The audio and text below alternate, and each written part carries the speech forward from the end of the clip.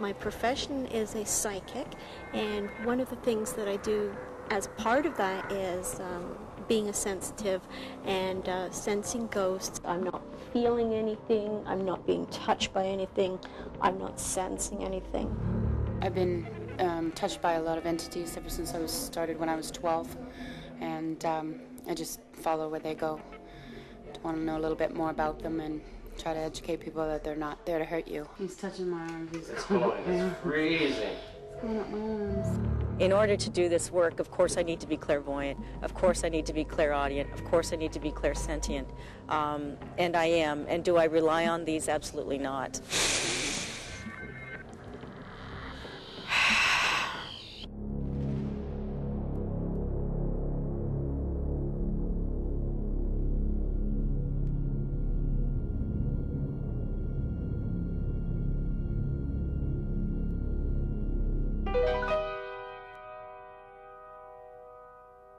I use my psychic impressions, but more so I use the technology with it.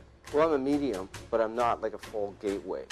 Really the way it developed was standard techniques, but then by further studying research and the scientific aspect, the theory behind why things work, the actual science, so that's how I developed my techniques. Here he is, he's going this way, he's going back into here. It's through here, it's going.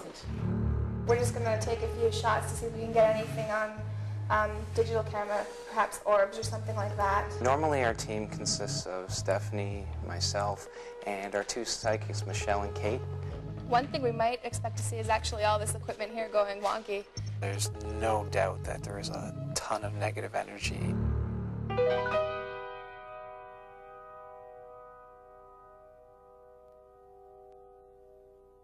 The only objection the Ontario Society for Critical Inquiry would have is those who present their findings as scientific when in fact they haven't followed proper scientific procedure.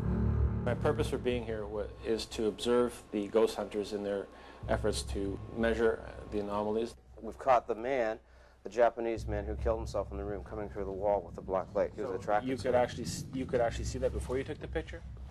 As soon as we put the black light on, the room was dark, and we could see him coming out of the wall, and I caught that on film. The onus really is on them to prove to us.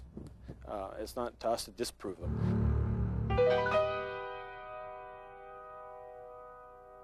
This is the oldest lighthouse on the Great Lakes. It was finished in 1808. There's been writing on that chalkboard there, a scribbling, looks like a child has done it or something, when I know there's been no kids in there since I was in the day before.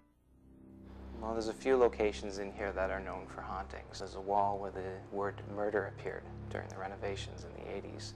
It's reputed to be haunted by the Dark Lady, as well as several other spirits, but it's been haunted for at least 150 years.